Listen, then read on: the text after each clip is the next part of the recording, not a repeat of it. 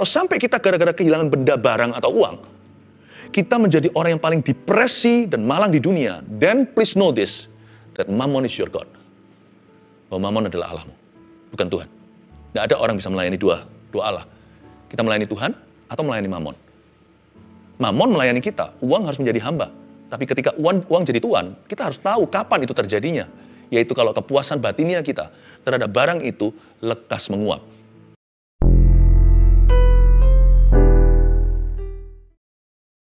Kami berikan kemuliaan bagimu Tuhan. Engkau sudah terlalu baik. Maafkan kami sering menuntut Engkau berlebihan tanpa kami menyadari peran kami yang berkurang. Seringkali kami mengarahkan jari ke sorga dan berkata more and more. Padahal Tuhan sudah cukupkan hari per hari. Tuhan berikan apa yang money atau uang tidak bisa beli. Justru Tuhan berikan cuma-cuma kepada kami. Yang terutama adalah keselamatan jiwa kami. Thank you, terima kasih Tuhan. Thank you for family, terima kasih untuk keluarga kami. Terima kasih untuk pekerjaan kami. Yang belum punya pekerjaan, terima kasih untuk kesehatan. Dan terima kasih untuk jemaat saat teduh yang setia. Berkati firman Tuhan, sembunyikan hamba. Dalam nama Yesus. Amin. Puji Tuhan. Saya rindu dalam minggu ini, saat teduh begini. Hari ini, biarkan Kristus menggembalakan dan memuridkan kehidupan keuangan kita. Tapi hari ini, saya mau bicara tentang uang dan rasa cukup. Itu judulnya. Ambil Alkitab dan catatan juga. Buka bersama dengan saya di 1 Timotius pasal yang ke-6. Ayat 6-10. Uang dan rasa cukup. Kita akan baca ya. Memang ibadah itu kalau disertai rasa cukup memberi keuntungan besar. Sebab kita tidak membawa sesuatu apa ke dalam dunia. Dan kita pun tidak dapat membawa apa-apa keluar. Asal ada makanan dan pakaian cukuplah. Tetapi mereka yang ingin kaya terjatuh ke dalam pencobaan, ke dalam jerat, dan ke dalam berbagai-bagai nafsu yang hampa dan yang mencelakakan. Yang menenggelamkan manusia ke dalam reruntuhan dan kebinasaan. Karena akar segala kejahatan ialah cinta uang. Sebab oleh memburu uanglah beberapa orang telah menyimpang dari iman dan menyiksa dirinya dengan berbagai-bagai duka. First thing first, yang pertama Anda harus tahu bahwa uang itu berkat atau kutuk tergantung dari hati kita. Tergantung dari sikap hati. Dan uang ini penting sekali. Kalau tadi kita baca, di ayat-ayat terakhir yang kita baca tadi, kalau akar segala kejahatan ialah cinta akan uang. Berarti kita nggak bisa cinta sama Tuhan kalau nggak sampai dimuridkan ke akar-akarnya. Money is very close to human life. Uang itu adalah nilai tukar dan sangat dekat dengan kehidupan kita. Kalau mau ikut Yesus, harus dimuridkan segala-galanya, termasuk kehidupan keuangannya. Jadi kita bisa bilang kita orang Kristen, kalau keuangan tidak beres di mata Tuhan, kalau kita tidak benar soal mamon yang tidak jujur, maka iman kita adalah tanpa perbuatan. Iman itu adalah mati. Iman seseorang bisa gagah perkasa. Tapi kalau keuangannya kebocoran di mana-mana, saya bukan bicara tentang kegagalan bisnis. Saya bicara tentang ketidakjujuran. Kalau kita soal money nggak benar, berarti kita bukan orang benar. Karena uang itu sangat mengakar. Cinta akan uang itu akar segala kejahatan. Uang itu mampu begitu berakar dalam hati seseorang, membuat dia salah di hadapan Tuhan. Dalam satu hal ini, saya tidak mau salahi Tuhan atau salahi siapa-siapa. Saya dan keluarga saya punya prinsip kehidupan. Pokoknya soal uang, soal money, soal duit harus beres di mata Tuhan. Karena itu, ayat ini sangat perlu. Karena hari-hari ini, kita bukan hanya dilanda pandemi atau sakit tubuh. Ekonomi itu sangat dekat dengan setiap keluarga. Very close to every family. Mari kita serahkan ini kepada Tuhan juga. Dimulai dengan ayat 6. Firman Tuhan hari ini, memang ibadah itu kalau disertai rasa cukup, memberi keuntungan besar. Kata rasa cukup di situ dalam bahasa Yunaninya Anda bisa tulis sih, FYI. For your information aja, untuk nambah-nambahin pengetahuan ya. Rasa cukup di situ dalam bahasa Inggrisnya kan content. disertai contentment. Tapi dalam bahasa Yunaninya autarkeia. A-U-T-A-R-K-E-I-A. Saya ulang lagi ya, siapa tahu ada yang mau catat. A-U-T-A-R-K-E-I-A. Autarkeia yang artinya kepuasan batiniah. Yang tidak ada hubungannya dengan barang atau benda di luar sana. Ini maksudnya adalah perasaan syukur yang mendalam. Yang tidak ada hubungannya dengan kita punya banyak atau kita sedang dalam kekurangan. Autarkeia, rasa cukup itu berakar pada Tuhan. Itu maksudnya. Dan ternyata rasa cukup ini di area keuangan ini merupakan area yang sangat-sangat licin buat orang-orang Kristen terutama. Buat anak-anak Tuhan tanpa kecuali, this is a slippery area atau area abu-abu. Makanya kita harus mengundang Kristus ke situ. Saya kasih contoh ya, rasa cukup itu bisa tidak terjadi dalam kehidupan kita tanpa terdeteksi. Itu bisa menjangkit hati kita tanpa kita duga dan kita nggak kerasa. Ternyata kita sudah jadikan Mammon sebagai Allah. Contohnya, kalau kita mulai kekurangan defisit di area ini dan mulai hilang rasa cukup, mulai hilang contentment atau autarkeia itu, Anda bisa uji, lab test sendiri. Begini, kalau kita dapat barang, benda, atau dapat keuntungan, berapa lama sih kepuasannya? Mobil baru, rumah kali, atau dapatkan promosi, gajinya bertambah, atau tiba-tiba dapat dividen, atau misalkan Anda dapat sebuah keuntungan, orderannya luar biasa, atau Anda bisa beli barang yang selama ini Anda idam-idamkan, sebuah benda yang Anda mimpikan. Coba tanya, rasa cukup kita itu di level berapa antibodinya? Itu loh, markernya itu setinggi apa, atau sedang defisit hari ini, Anda dan saya bisa mengerti dan tahu dan mengenali diri sendiri ketika kita dapat barang itu yang kita harapkan, yang kita doakan, benda materi. Berapa lama kepuasan hatimu? Kalau bentar aja udah craving for more, sudah haus dan lapar untuk memperoleh barang baru, bentar aja udah bosen nih, maunya sesuatu yang lain lagi, atau segini nggak cukup, dahulu aku idamkan, sekarang dosisku bertambah, alias seleranya semakin besar. Kalau sampai seperti itu, ingatlah bahwa autarkeia itu atau rasa cukup atau contentment itu telah berkurang dan mulai minggat dari hatimu. Memang ibadah itu kalau disertai rasa cukup memberi keuntungan besar. How long is your satisfaction? Lalu kalau kehilangan barang, benda, apalagi uang, how deeply grieved are you? Kita sedepresi apa, sestres apa, sampai pada taraf ingin bunuh diri nggak? Sampai pada titik di mana aku nggak mau hidup lagi, rasanya udah nggak bergairah hidup, sapa kanan kiri, untuk cium dan peluk keluarga sendiri, untuk beraktivitas, apalagi ibadah, cari Tuhan, berdoa, udah nggak nafsu, udah nggak pingin. Kalau sampai kita gara-gara kehilangan benda, barang, atau uang, kita menjadi orang yang paling depresi dan malang di dunia, then please know this, that Mammon is your God. Bahwa Mammon adalah Allahmu, bukan Tuhan. Tidak ada orang bisa melayani dua Allah. Kita melayani Tuhan atau melayani Mammon. Mammon melayani kita, uang harus menjadi hamba. Tapi ketika uang jadi tuan, kita harus tahu kapan itu terjadinya. Yaitu kalau kepuasan batinia kita terhadap barang itu lekas menguap. Atau kita terlalu stres kalau kehilangan barang, apalagi kalau kehilangan uang. Baik itu ditipu orang, jatuh bisnisnya, atau mengalami kerugian. Kalau Anda sampai stres setengah mati, depresi, bahkan lihat keluarga aja sudah nggak selera cinta, apalagi lihat Allah udah kecewa, dan mungkin ada baiknya sekali-kali terpukul begitu, supaya kita itu nilai kekalnya tidak diambil, supaya suatu hari masuk surga kita itu nggak masuk setengah orang, supaya kita masuk segenap hati. Memang ibadah itu kalau disertai rasa cukup memberi keuntungan besar. Apakah keuntungan besar daripada rasa cukup atau autarkeia itu? Apakah keuntungannya merasa content? Yang pasti kita bisa puas dengan kehendak Allah. Bisa puas dengan hadirat Allah. Bisa puas sama manusia, itu loh keuntungannya. Tenang hatinya. Orang yang tidak menaruh harapnya pada harta, tapi ibadahnya itu disertai rasa cukup.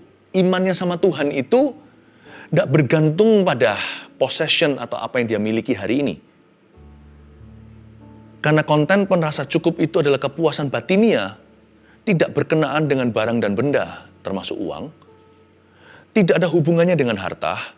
Ada sebuah dunia tersendiri di dalam sini yang dipenuhi dengan syukur dan dipenuhi dengan perspektif ilahi bahwa hidupku tidak bergantung seberapa banyak hartaku.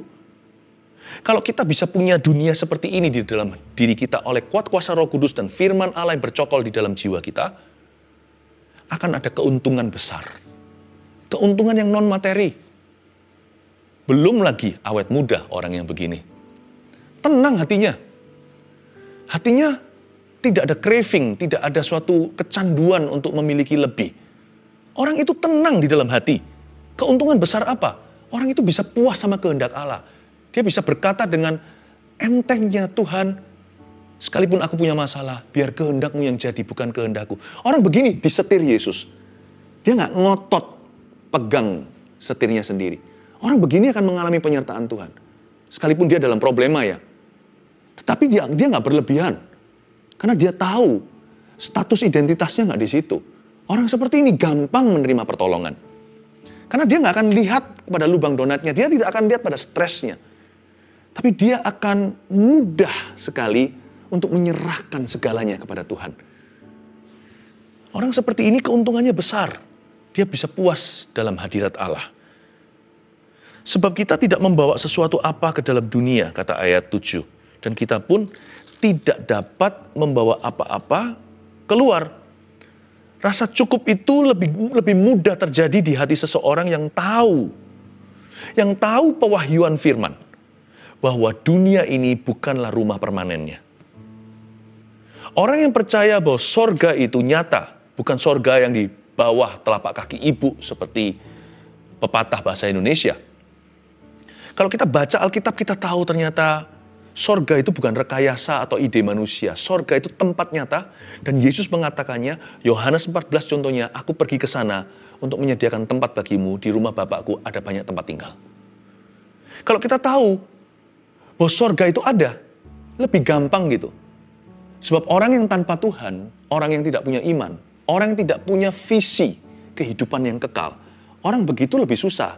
Dia mau pol-polkan, mau gas secara maksimal, dia mau senangkan segala sesuatu, pumpung masih ada di dalam tubuh. Karena dia nggak tahu ada kehidupan setelah kematian. Jadi dia rasa hidup ini sementara, hidup ini sebentar. Hanya materi yang bisa memuaskan saya. Saya harus gas kencang-kencang, harus nikmati segala perkara. Semakin dia lakukan itu, semakin kering rohnya. Semakin dia demikian, semakin hampa hatinya. Sebab Anda harus tahu, di dalam auterkeia, di dalam jiwamu, rasa cukup itu hanya bisa diisi dengan perkara-perkara yang kekal. Dengan perkara-perkara yang rohani. Dengan hubungan. Malahan, hal-hal yang memuaskan hati manusia yang paling memuaskannya. Itu bukan benda, barang, uang, tapi orang. Anda akan terkejut, Anda bisa punya begitu banyak duit. Makan sendirian coba. Kalau nggak percaya, Anda bisa jadi konglomerat tapi di dalam penjara. Anda juga nggak happy, nggak bahagia. Nggak harus penjara beneran. Coba sekarang, berapa banyak orang punya rumah besar, punya rumah mewah, karantina masa corona. Nggak boleh keluar rumah berbulan-bulan. Happy nggak? Rumah Anda diselaputi emas. Anda bisa beli apapun juga kan ada delivery.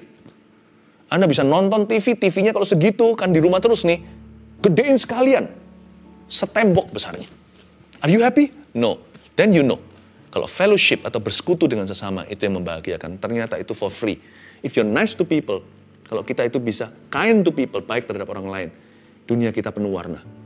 Ternyata autarkeia, rasa content atau rasa cukup itu tidak berhubungan dengan possession atau materi. Amazing ya, ayat ini pewahyuan. Pewahyuan bagi orang miskin maupun bagi orang kaya. Sebab setiap orang miskin maupun orang kaya selalu ingin lebih kaya. Dan ini bukan ayat pesimis, ini justru memberikan pada kita prioritas. Nah, kalau kita punya prioritas sudah benar, berkat mudah mengalir.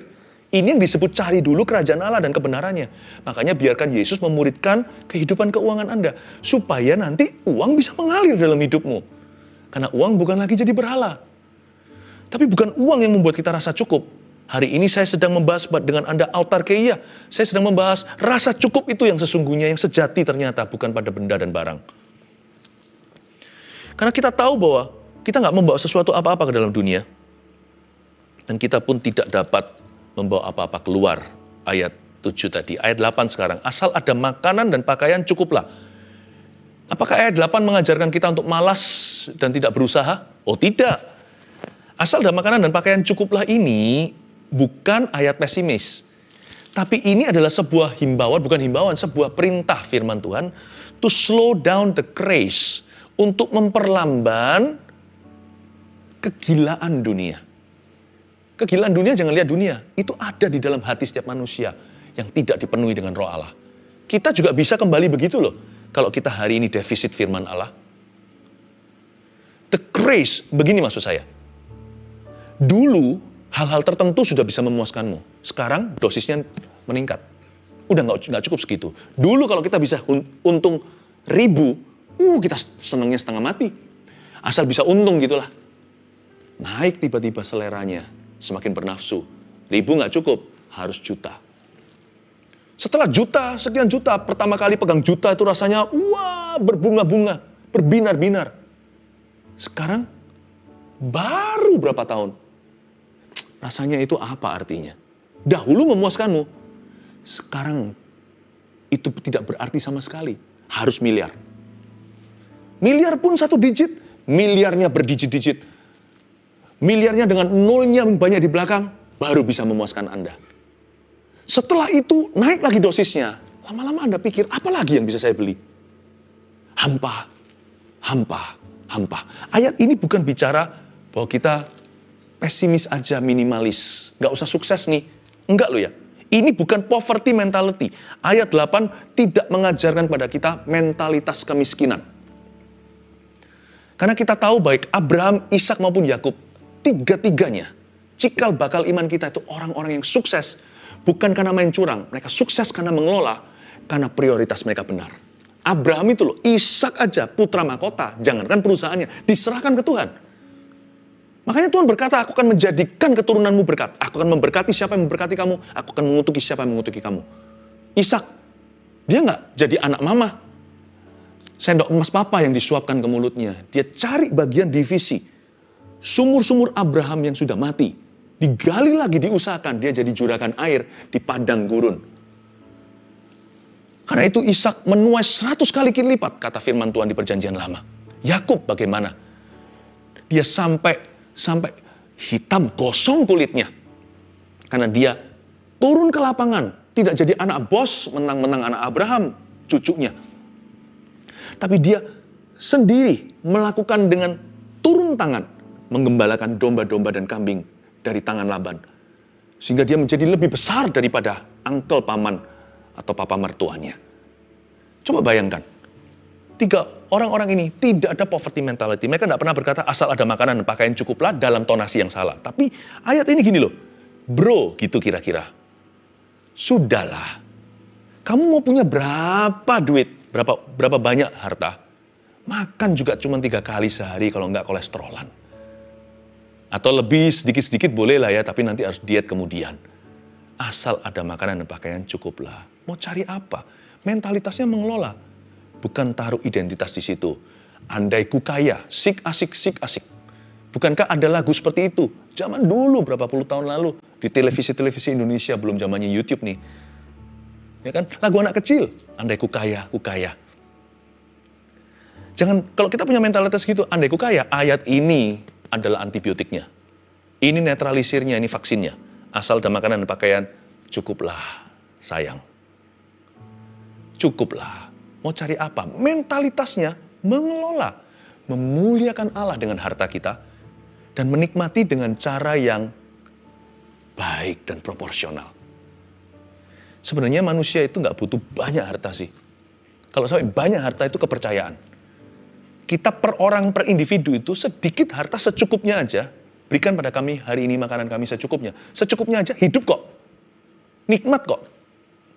Makanya itu slow down the craze. Tolong diperlamban overdosisnya. Dibuat ada pelan perkembangan nafsunya. Dibuat lebih relax gitu. Dibuat lebih tenang. Upgrade keinginannya. Ayat 9. Tetapi mereka yang ingin kaya terjatuh ke dalam pencobaan, ke dalam jerat dan ke dalam berbagai-bagai nafsu yang hampa, dan yang mencelakakan, yang menenggelamkan manusia ke dalam keruntuhan dan kebinasaan. Nah ini masalahnya di sini. Tetapi mereka yang ingin kaya, jadi bicara kepada orang miskin maupun orang kaya, karena orang miskin dan orang kaya, dua-dua selalu ingin lebih kaya. Tetapi mereka ingin kaya. Apa salahnya dengan ingin kaya? Bukan. Yang di sini ingin kaya jadi motivasi.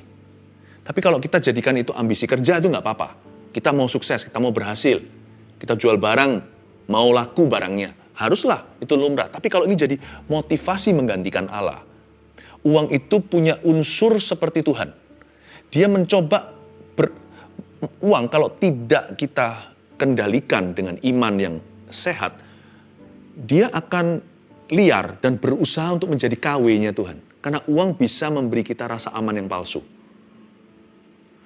Uang itu punya karakteristik yang meniru Tuhan. Dia bisa memberikan kepada kita jaminan masa depan. Dia seolah-olah bisa membeli segala sesuatu. Mau coba KW meniru kemahakuasaan Allah. Tapi uang bukan Allah. Itulah sebabnya yang ingin kaya ini di dunia motivasi. Nah ini salah, menggantikan Allah. Tapi kalau itu jadi visi kerja kita supaya kita berhasil dan sukses, it's okay sih. Tapi yang masalah di sini adalah kalau mereka yang ingin kaya terjatuh ke dalam pencobaan. Garis bawahi kata pencobaan. Jatuh ke dalam pencobaan. Nah ini bagi orang yang suka tergesa-gesa ini.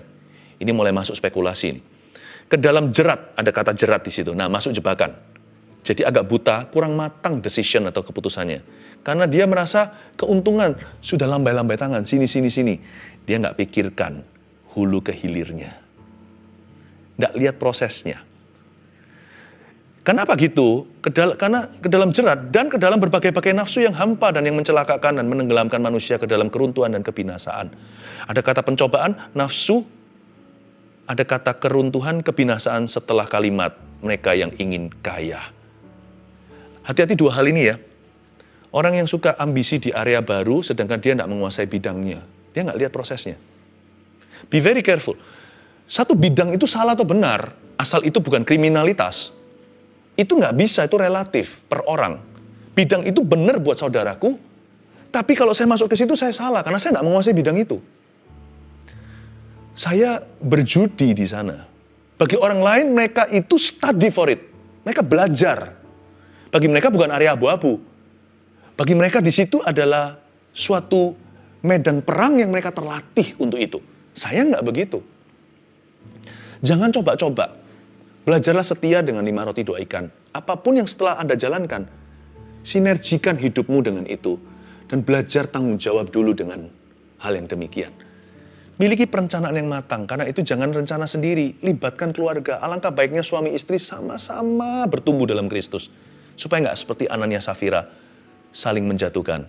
Malah justru saling melengkapi, saling memperingati. Menjadi spion kanan, spion kiri. Tapi puji Tuhan kita juga ada dalam komunitas, di gereja yang saya gembalakan. Ada pemimpin-pemimpin rohani yang selalu membantu mereka, yang tidak memanipulasi. Tidak ingin diberi apa-apa dari sukses seorang. Benar, kami ini kerja. Kami ini kerja dengan giat lebih daripada banyak orang. Sehingga kami hidup secara sah. Tetapi orang-orang yang ada di sekeliling kami doakan supaya mereka sukses. Untuk mereka, bukan untuk kita.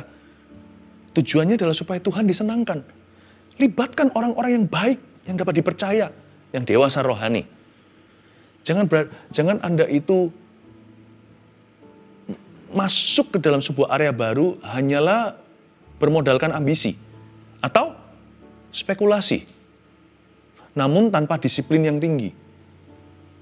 Ada area-area yang memang judi, tapi Anda jangan tanya sama saya, contohnya kayak saham. Saham itu judi atau enggak? Loh, Tergantung, ada cara orang bermain untuk ambil keuntungan secepat-cepatnya. Lalu gila-gilaan, uang pas-pasan dicemplungkan semua. Itu salah sendiri, bukan? Saya akan berhati-hati memberi nasihat apapun. Saya ajak Anda berpikir aja daripada saya memutuskan untuk Anda. Begini ya, bagi orang yang punya sifat suka berjudi, apapun jadi, jangankan saham atau apa, olahraga aja jadi judi. Hari ini hujan atau enggak, taruhan. Apapun dipertaruhkan. Kalau yang seperti itu, mendingan cari kerja yang absah. Mendingan cari sesuatu yang sifatnya itu Anda bisa dimonitor. Dan Anda juga bisa bertumbuh perlahan-lahan. Tapi ada area tertentu memang, jika itu terlalu spekulasi. Tapi kalau Anda memang terlatih dan Anda punya disiplin yang tinggi, budgeting Anda jalan. Anda punya budget tertentu untuk sesuatu hal. Bukan kriminalitas, sesuatu yang baik, namun sesuatu yang beresiko lebih tinggi. Asal Anda tahu mawas diri, ada handremnya atau ada seat beltnya, atau sabuk pengamannya, maka silakan. Tapi kalau ada di sini orang yang sudah punya penyakit judi, mentalitasnya dari dulu itu kelemahan pribadi, dan don't even think about it. Dipikirkan pun jangan, mendekati pun jangan. Sebab apapun dengan diri orang seperti ini, ya kan? Cicak atau apa itu yang biasanya di rumah kita, tokek gitu, berapa kali aja bisa dibuat taruhan besar-besaran sama teman-temannya. Ini ekstrimnya. Orang yang seperti ini, mendingan janganlah mikirkan yang gitu-gitu. Sedangkan orang yang disiplin tinggi pun harus super hati-hati. Please be careful. Sebab Alkitab mengatakan seperti ini. Amsal 13 ayat 11 bunyinya begini. Harta yang cepat diperoleh akan berkurang. Alkitab sudah memperingatkan. Tapi siapa mengumpulkan sedikit demi sedikit menjadi kaya. Saya ulangi. Harta yang cepat diperoleh akan berkurang. Alkitab sudah mengatakan, siapa mau cepat kaya akan jatuh miskin. Kalau bisa, bahkan mungkin sekali untuk bangkrut total. Tapi siapa mengumpulkan dikit demi sedikit menjadi kaya. Sedikit demi sedikit, nggak tentu ribuan. Bagi beberapa orang, karena dia kerjanya itu loyal, karena dia sungguh-sungguh tanggung jawab, dan dia menjadi expert dan excellent dalam apapun yang dia lakukan. Dikit demi sedikit, bagi keluarga tertentu itu ribuan. Bagi keluarga lain itu jutaan. Jangan saling iri ya. Porsinya beda-beda 1, 2, 5 talenta. Bagi keluarga tertentu lainnya, itu miliaran sedikit demi sedikit. Orang yang miliaran, penghasilannya juga bisa berpikir, aku mau langsung triliunan. Karena manusia selalu mau mendaki gunung yang mereka tidak punya. Tapi Alkitab berkata, masuklah dalam proses. Masuk dalam proses. Apapun juga itu ada budgetnya dan harus ada prosesnya. Hulu hilir dari ujung ke ujung satunya. Anda harus lihat prosesnya. Dikit demi sedikit itu bisa ribu, juta, atau miliar. Jangan saling iri. Masing-masing tanggung jawab sendiri di hadapan Tuhan. 5 roti, 2 ikan. Baik itu 2 ikannya, 2 ikan teri maksudnya. Atau 2 ikan paus. Tapi jangan langsung minta 20 ikan atau 200 sekalian. Selalu dimulai dengan apa yang Tuhan taruh di tanganmu untuk kau pertanggungjawabkan. Karena akar segala kejahatan ialah cinta uang. Ayat 10. Maksudnya akar segala kejahatan ialah cinta uang itu apa? Uang itu bukan akar kejahatan loh ya. Cinta akan uang. Bukan uang. Uang itu berkat Tuhan atau kutuk, tergantung hatimu. Karena akar segala kejahatan itu bukan uang, tapi cinta uang. Maksudnya apa? Saya kasih penjelasan simpel sekali. Akar segala kejahatan ialah cinta uang itu begini loh. Demi uang ya, tiada dosa yang mustahil di dunia ini. Kira-kira gitulah bahasa saya untuk menjelaskan ini. Makanya itu, for money, people will do anything. Itu yang saya sebut kegilaan yang terjadi di dalam batin manusia yang hampa. Isilah, Bapak Ibu Saudara jemaat yang terkasih, isilah dengan autarkeia, rasa konten dalam Yesus, atau perasaan cukup dalam Tuhan. Karena itu saya kasih 3 poin sederhana untuk Anda mulai dengan ini. Amsal 13:11 tadi jangan lupa ya, harta yang diperoleh cepat-cepat berkurang, tapi yang dikumpulkan dikit-dikit menjadi kekayaan. Karena itu tulis ini. Yang pertama, taruhlah percaya pada Tuhan dan bukan pada harta. Saya kasih kata-kata hikmat. Saya rasa di saat teduh kali ini banyak the words of wisdom. Banyak kata-kata hikmat. Taruhlah percaya pada Tuhan dan bukan pada harta. Alkitab jelas-jelas berkata, seberapa banyak pun hartamu, hidupmu tidak bergantung sama itu loh. Ada apa-apa terjadi, Anda hanya bisa beli ekstra oksigen tank. Nggak bisa nambah nyawa. Apalagi nambah sahasta hidupmu, nggak bisa. Ya, taruhlah percaya pada Tuhan, bukan pada harta. Jadi, janganlah kita itu ingin segera menjadi kaya. Oleh karena itu nomor 2, tabunglah pelan-pelan dan jangan serakah.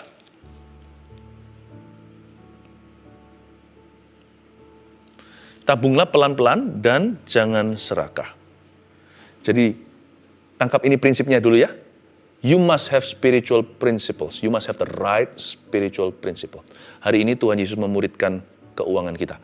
Dan prinsip kedua yang saya bagikan tadi adalah tabunglah pelan-pelan ya, Bapak Ibu Saudara, dan jangan serakah. 3, terakhir, belajarlah memberi. Dan nikmati dengan keluarga. Jangan hanya nikmati kalau dapat barang atau benda. Sama keluarga itu nikmati pemberian. Maksudnya nikmati roh memberi.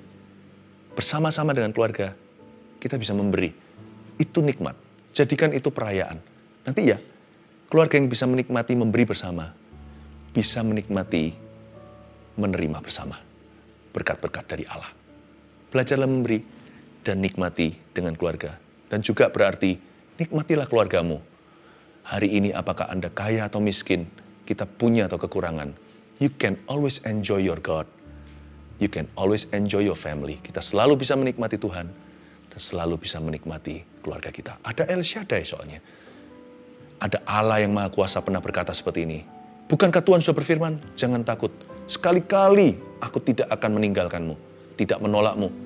Aku akan memeliharamu. Yehovah Jireh itu sungguh-sungguh nyata dalam kehidupan orang yang percaya.